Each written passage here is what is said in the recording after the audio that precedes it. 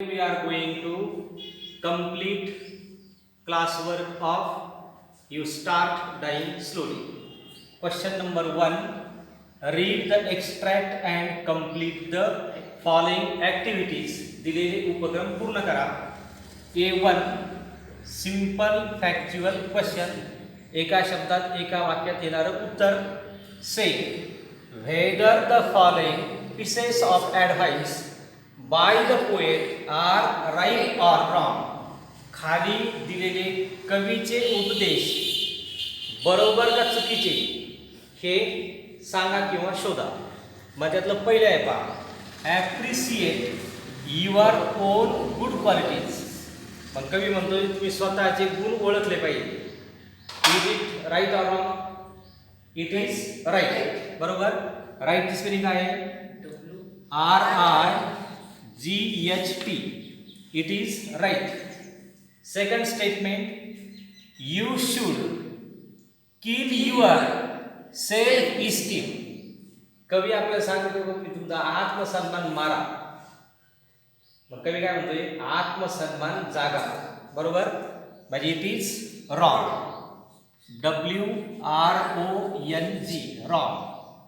Number 3, be a slave of your bad habit.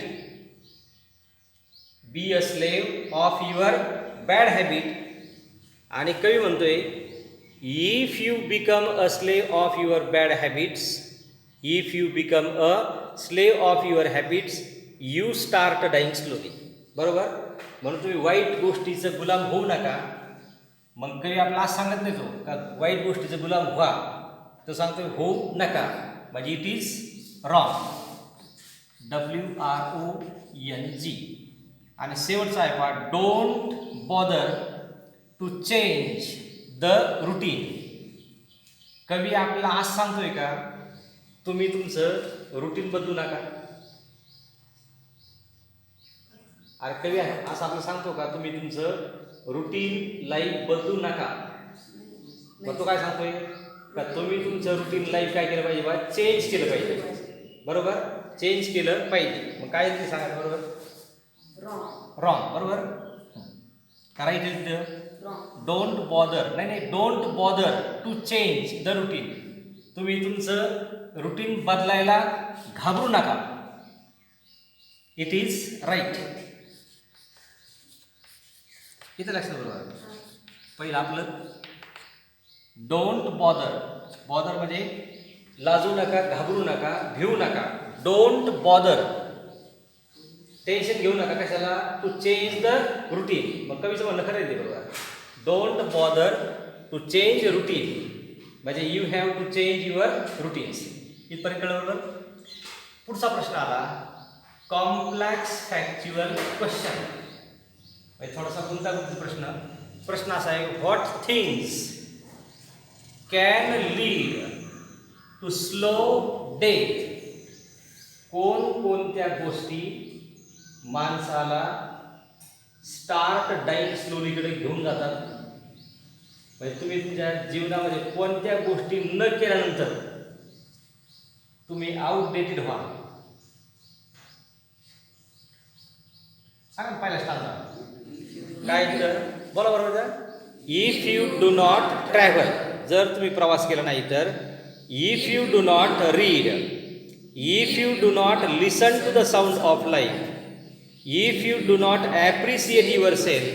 पुढे म्हणलं you start dying slowly. म्हणजे या गोष्टी तुम्हाला आउटडेटेड करणार आहे. जर तुम्ही प्रवास नाही केला, वाचन नाही केलं, आपल्या जीवनाचा, आपल्या आत्म्याचा आवाज जर तुम्ही ऐकला नाही, तुम्ही स्वतःला ॲप्रिशिएट जर केलं नाही, तर यू स्टार्ट डाईंग स्लोली. आणखीन म्हटलं पाहिजे, when you kill your self esteem, when you do not let others help you, you start dying slowly. पुन्हा म्हटलं, if you become a slave of your bad habits. बरोबर. Walking every day on the same path, if you do not change your routine, if you do not wear different colours, or if you do not speak to those you don't know, you start dying. बरोबर. म्हणजे सांगता पूर्ण कविता उत्तरामध्ये येऊ शकते, परंतु आपल्याला कुठे थांबणं गरजेचं आहे. म्हणून महत्त्वाचा भाग लिहूया आपण. 2 मार्क करतात. कळतं बरोबर का? मग आता हे कवितेच्या जसून तशी ओळी लिहून आपल्याला जमणार नाही, याचा आपला पोएट्रीचं रूपांतर प्रोजमध्ये करावं लागेल. What things can lead to slow death. कोणत्या गोष्टी आपल्याला मरणासन्न अवस्थेकडं घेऊन जातात. बरोबर, म्हणजे आपण जर चेंज केला नाही, आपण जर वाचलं नाही, तर कोणकोणत्या अशा गोष्टी आपल्याला मरणाकडे घेऊन जातात. तर त्याचं उत्तर आहे these things can lead one to slow death. या गोष्टी तुम्हाला एखाद्याला मरणासन्न अवस्थेकडे घेऊन जातात.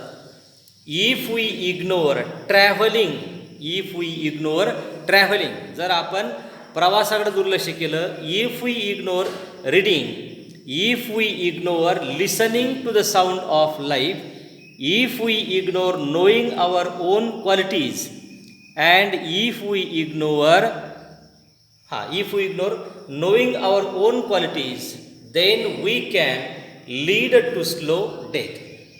पुढं म्हणलंय सो ऑल्सो, तसेच if we became a slave of bad habit, जर तुम्ही वाईट सवयीचे गुलाम झाले तर तुमचं मरण अटळ आहे.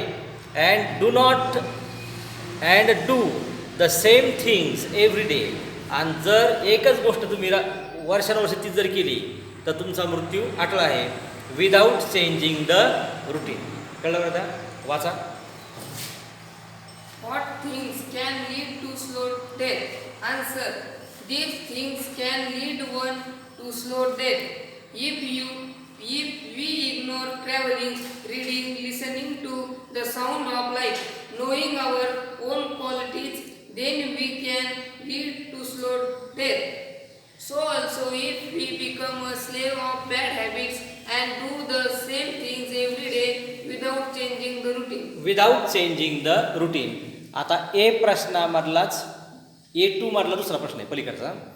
How can we protect our self esteem. How can we protect our self esteem. आपण आपला आत्मसन्मान कसा जागा ठेवू शकतो. तर we should know of our own character. We should know of our own character. आपली भूमिका, आपला स्वभाव आपल्याला माहिती पाहिजे. बरोबर, मग ज्या ज्या क्वालिटी लागतात त्या आपण काय करू, पहिल्यांदा लिहून घेऊ. त्यामधला दुसरा, how can we protect our self esteem.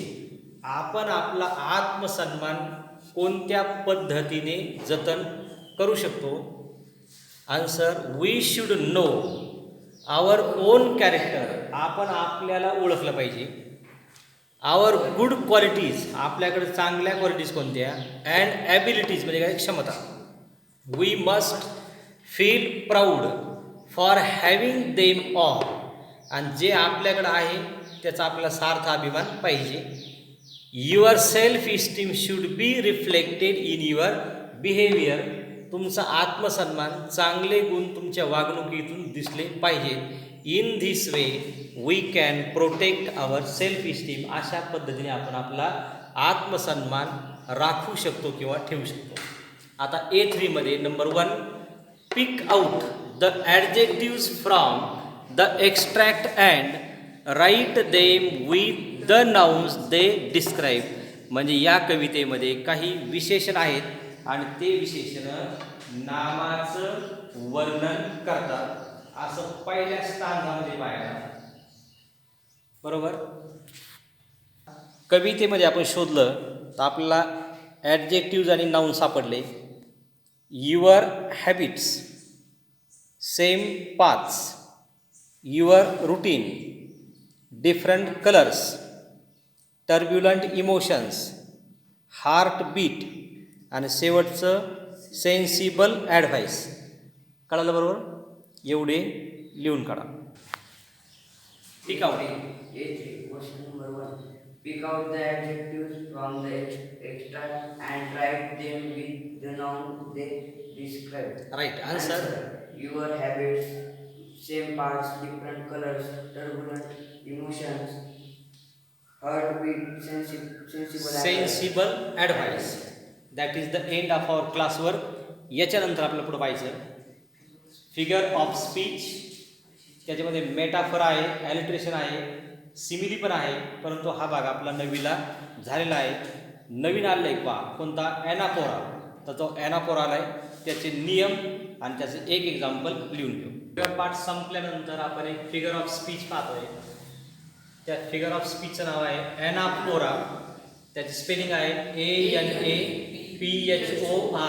ॲनापोराचा अर्थ आहे शब्दाची पुनरावृत्ती. शब्दाची पुनरावृत्ती म्हणजे एखादा शब्द वारंवार काय करणे वापरणे, आणि तो सुद्धा सक्सेसिव्हरित्या यशस्वीरित्या काय करणे वाक्यात वापरणे. त्याचा नियम किंवा त्याचं रूल झाला आहे व्याख्या. Anaphora is a figure of speech in which words repeat at the beginning of successive clauses, successive phrases or successive sentences.